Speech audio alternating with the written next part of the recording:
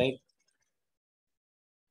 saya akan menjelaskan tentang nilai-nilai Pancasila yang ini menjadi sangat penting di hari ini karena banyak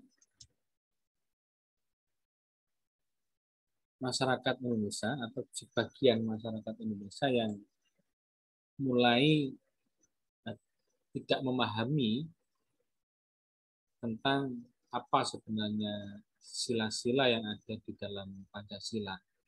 Hanya hafal secara teks, tapi tidak memperdalam apa isi daripada nilai-nilai Pancasila itu.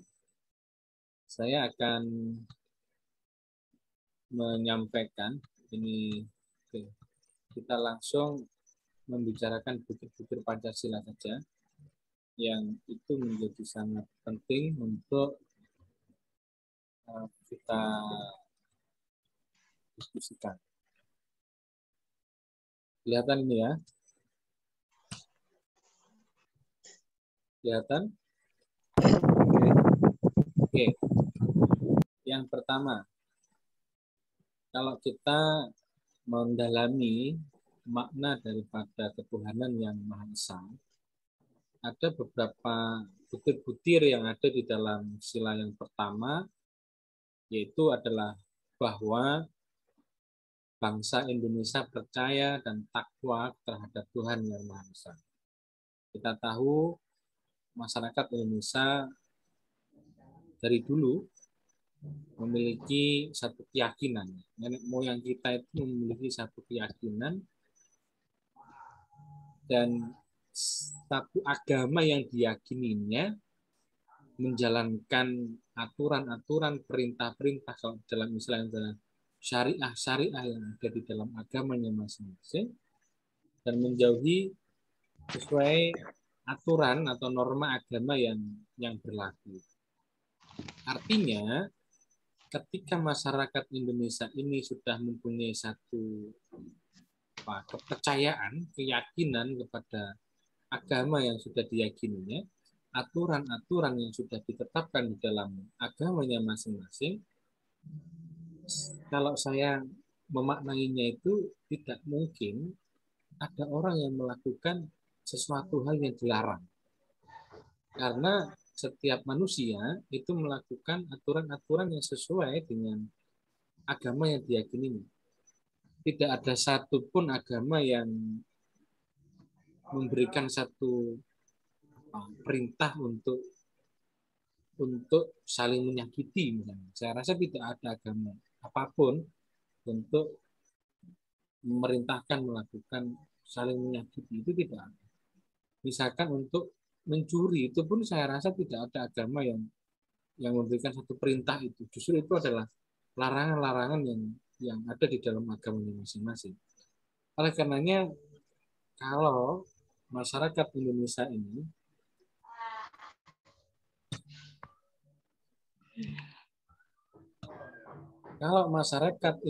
ini mempunyai menjalankan satu perintah agama dengan sesuai agama yang dianutnya, Indonesia ini akan sangat damai. Yang Islam menjalankan aturan-aturan agama yang ada di Islam, yang Kristen menjalankan aturan yang ada di Kristen, yang Hindu, yang Buddha, yang Konghucu, itu menjalankan aturan-aturan yang sudah ada, ini akan sangat damai kehidupannya. Saya yakin semua agama memberikan satu ajaran bahwa bagaimana kita hidup bersama dengan damai, saling toleransi, saling mengerti, saling memahami, saling empati dengan saudara kita yang lain. Itu di semua agama memberikan satu gambaran itu. Oleh karenanya, kalau orang yang memahami tentang ketuhanan yang Maha Esa, dengan butir-butir Pancasilanya, dia tidak akan mempermasalahkan dan bagaimana dia bisa taat aturan-aturan syariah-syariah yang ada di dalam agamanya masing-masing. Ini yang pertama. Yang kedua, manusia Indonesia percaya dan takwa terhadap Tuhan Yang Maha Esa sesuai dengan agama dan kepercayaannya masing-masing menurut dasar kemanusiaan yang adil dan beradab. Artinya, manusia satu dengan manusia yang lain, bagaimana bisa saling menghormati, toleransi antar pemeluk agama yang lain, tidak mengganggu ibadah agama yang lain. Justru bagaimana kita bisa memberikan satu toleransi untuk agama lain juga menjalankan ibadah dengan baik, Islam juga bisa menjalankan dengan baik, dan Muslim juga bisa menjalankan dengan baik sesuai dengan kepercayaan agamanya masing-masing. Oleh karenanya, kalau kita bisa menerapkan ini, kehidupan berbangsa dan bernegara kita ini akan lebih damai. Yang menjadi tidak damai itu kan karena tidak memahami daripada makna daripada sila yang pertama ini. Saya tidak bisa konsentrasi, Pak. Maaf ya. Oke. Yang ketiga, mengembangkan sikap hormat menghormati dan bekerja sama antara pemeluk agama dengan penganut kepercayaan yang berbeda terhadap Tuhan Yang Maha Esa. Artinya ini memberikan satu dorongan untuk bagaimana kita saling menghormati sesama manusia. Ukhuwah basyariahnya, bahasa kita itu adalah ukhuwah basyariah. Bagaimana kita persaudaraan sesama manusia itu harus kita bangun dalam koridor bagaimana kita untuk bentuk satu penghambaan, satu ketakwaan kita kepada Allah, kepada Tuhan. Nah, berikutnya adalah membina kerukunan hidup di antara sesama umat beragama dan kepercayaan terhadap Tuhan Yang Maha Esa. Ini butir-butir yang terkandung di dalam sila yang pertama. Membina kerukunan hidup di antara sesama umat beragama dan kepercayaan terhadap Tuhan Yang Maha Esa. Contoh, kita harus rukun meskipun beda agama, kita satu bangsa Indonesia. Ketika ada satu tetangga kita misalkan yang membangun rumah, ini siapa yang suaranya masih masuk nih? Mohon dibantu untuk bisa di. Kalau nggak fokus di Zoom saya keluarkan ya.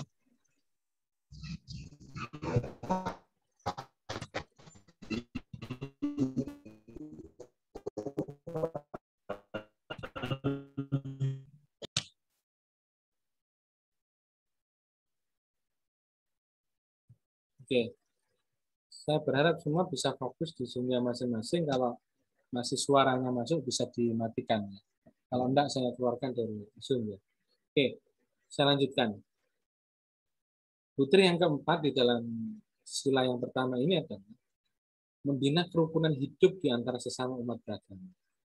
Kita tahu di Indonesia ini sangat luar biasa.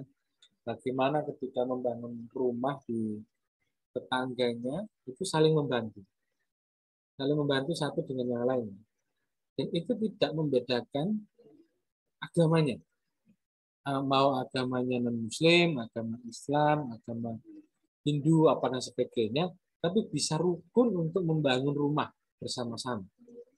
Kalau di desa itu kita lihat masih ada.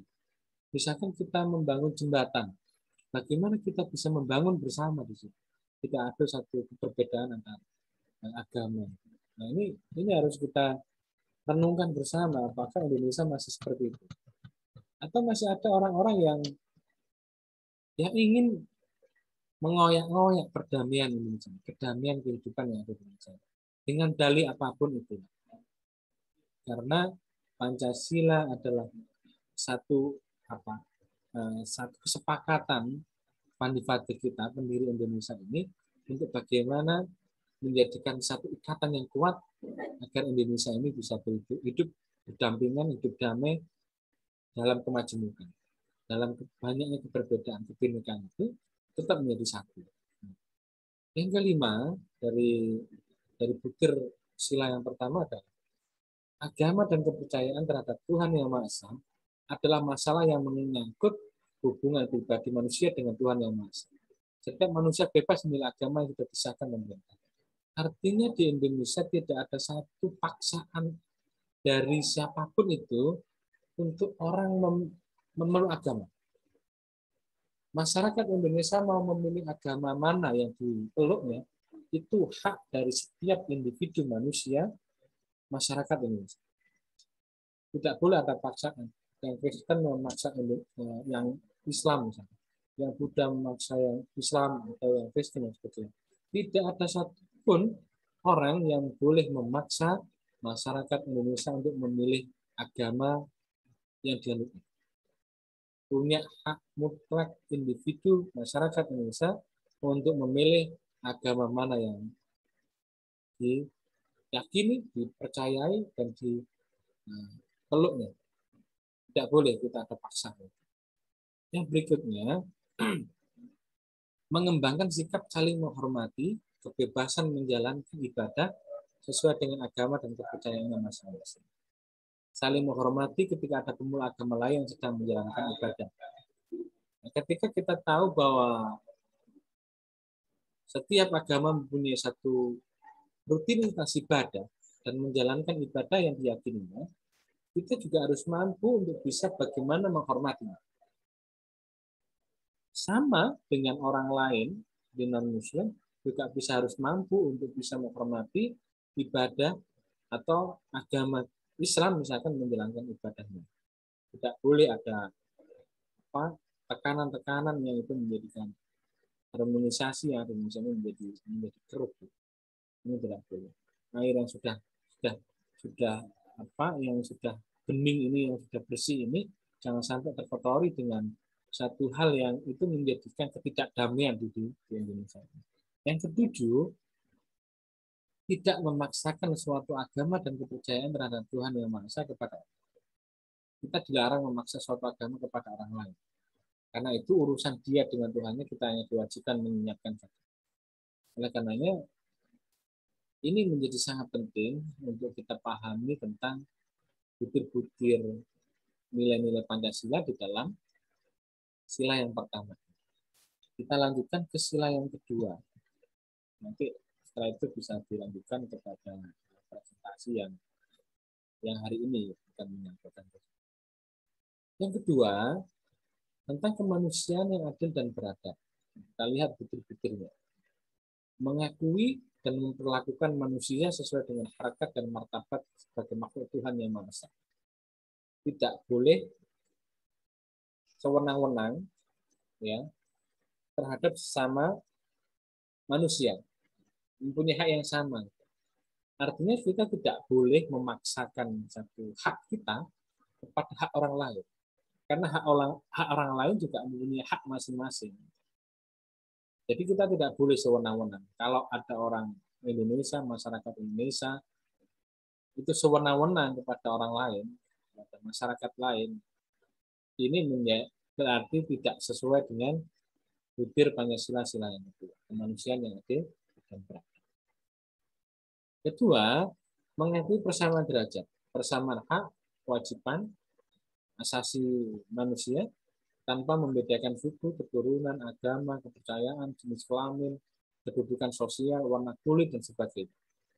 Menghargai keberbedaan. Di Indonesia saya sering mengatakan bahwa tidak boleh di Indonesia ini ada satu bullying ya, atau merendahkan satu dengan yang lainnya. Dari suku manapun sama derajat, keturunan siapapun sama, agama sama, kepercayaan yang jenis kelamin, kedudukan sosial, warna kulit, dan sebagainya. Oleh karenanya, dengan kita memaknai kemanusiaan yang adil dan beradab ini dan bagaimana kita mengimplementasikan di dalam kehidupan sehari-hari, maka kehidupan Indonesia ini akan damai. Yang menjadi tidak damai itu kan masih banyak orang-orang yang membeda-bedakan antara ini adalah keturunan siapa, ini laki-laki, ini perempuan, kedudukan sosial yang berbeda, ini warna kulit hitam, warna kulit sawo matang, warna kulit putih, dan sebagainya. Tidak ada perbedaan itu. Tidak boleh terjadi di Indonesia. Apalagi ada yang membeda-bedakan pribumi dengan non-pribumi. Ini tidak boleh terjadi. menghargai mereka. Orang pendatang yang di Indonesia harus bisa menghargai, harus mengikuti Indonesia, bukan Indonesia yang mengikuti luar negeri. Ini tidak boleh terjadi. Kita harus tegas di dalam memaknai bagaimana menghargai perbedaan. Dan memang kita juga harus menyadari bahwa kita hidup ini berbeda-beda dari suku, ras, agama. Nah, itu suatu hal yang sangat sangat apa? Yang harus kita yakini di Indonesia ini memang ada satu keberbedaan itu. Yang berikutnya, yang ketiga adalah mengembangkan sikap saling mencintai sesama manusia. Kita sebarkan rasa cinta kepada sesama. Tidak boleh menyakiti. Bagaimana kita membangun satu kerukunan dalam kehidupan masyarakat. Dengan penuh cinta, dengan penuh kasih sayang, hidup ini akan damai.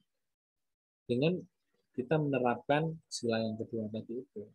Nah, karena kan yang menjadi masalah tidak banyak orang yang memahami ini. Akhirnya dianggap Pancasila itu bertentangan dengan agama. Justru tidak bertentangan. Nah, kalau ada yang membentur-benturkan Pancasila dengan Al-Quran, Pancasila dengan kitab-kitab suci yang lain, ini akan tidak relevan, tidak nyambung. Ya, oleh karenanya kita mulai untuk memahami ini, kita pelajari dan bagaimana kita nanti bisa mengimplementasikan di dalam kehidupan sehari-hari.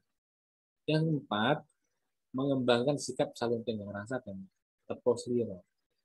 Misalkan kalau ada satu program RW atau program RT untuk melakukan kerja bakti, ya kita harus berbaur pada masyarakat untuk melakukan itu.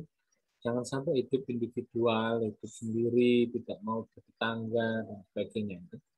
Itu justru akan merenggangkan satu kehidupan di masyarakat kita ini.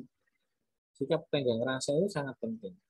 Bagaimana kita saling menjaga perasaan tetangga kita, saling menghormati tetangga kita, bisa berbaur ketika ada pertemuan-pertemuan warga misalnya. Nah, jangan hanya individualis sekali kalau tidak ada hubungannya dengan materi, kita tidak mau berkumpul misalkan, itu juga akan menjadi masalah di masyarakat Indonesia. Yang kelima, mengembangkan sikap tidak semena-mena terhadap orang lain. Tidak boleh kita memperlakukan orang lain secara semau kita sendiri yang buruk. Bagaimana kita juga bisa menempatkan diri kita dengan baik dan kita bisa mengerti orang lain. Menjunjung tinggi nilai kemanusiaan, saling menghormati dan menghargai ini sangat mutlak. Masyarakat Indonesia mempunyai satu pemahaman bagaimana kita menghormati dan menghargai bersama kita. Minimal kita kalau tidak bisa mampu membantu orang lain, ya kita tidak menyakiti orang lain. Kalau sudah tidak bisa membantu, justru malah menyakiti, ini kan parah. Kalau tidak bisa membantu, ya jangan menyakiti, minimal itu yang bisa kita. Yang ketujuh adalah gemar melakukan kegiatan kemanusiaan. Bagaimana kalau kita misalkan ada bencana alam, bagaimana kita bisa membantunya? Kalau tidak mampu untuk membantu materi, apa yang bisa kita bantu? Apa yang bisa kita berikan? Jangan sampai kita tidak pernah simpatik pada orang, tidak empati, tidak peduli dengan orang lain. Kita tidak bisa mampu hidup sendiri di masyarakat. Karena bagaimana kita bisa membantu orang lain? Mana pikiran, ilmu kita, materi kita, apalah yang bisa kita berikan, kita bantu kepada orang lain ya. Memang itu membutuhkan kita. Yang berikutnya adalah berani membela kebenaran dan keadilan. Sebagai manusia kita perlu untuk menjunjung satu kebenaran. Tapi ketika itu satu hal yang benar, mengapa kita harus kita harus berani mengatakan yang hak adalah yang hak, yang batil adalah yang batil. Tapi dengan cara yang hasan, yang batil. Jangan sampai kalau kita tahu satu kebatilan tapi kita diam. Tidak mampu dan tidak berani untuk mengatakan bahwa itu adalah yang batil, itu adalah batil, ya kita katakan batil. Yang berikutnya adalah bangsa Indonesia merasa diri sebagai bagian dari seluruh umat manusia. Sebagai bangsa Indonesia, kita ketika saudara kita yang berada di jauh, mereka masih satu bangsa dengan kita juga harus peduli. Kita harus mampu untuk memberikan kepedulian kepada sesama bangsa ini. Jangan sampai ketika kita itu di Malang, ketika ada saudara kita yang kena bencana misalnya di luar Jawa misalnya, kita tidak mempunyai satu rasa ingin bagaimana kita membantu sesama bangsa ini juga tidak mencerminkan bahwa kita mengimplementasikan sila kedua. Yang terakhir dalam sila kedua ini adalah bagaimana kita mengembangkan sikap hormat, menghormati, dan bekerjasama dengan bangsa yang lain. Ya kita tahu bahwa Indonesia tidak bisa hidup dengan negara sendiri. Kita juga harus melakukan satu kerjasama yang itu saling menguntungkan dengan negara yang lain. Ini perlu juga dilakukan, hubungan internasional itu juga tetap dilakukan. Oleh karenanya hidup tidak mungkin hidup sendiri, tapi bagaimana juga tetap bekerjasama dengan bangsa-bangsa yang lain yang itu tetap dalam koridor sederajat. Bukan Indonesia di bawah negara yang lain, tapi negara yang lain dengan negara Indonesia dalam sederajat. Ini adalah implementasi daripada dan memahami, memaknai sila yang kedua. Ini yang saya sampaikan dari sila satu dengan sila yang kedua dan makna daripada budi-budi sila satu dan sila dua. Untuk sila ketiga dan berikutnya akan kita diskusikan di pertemuan berikutnya.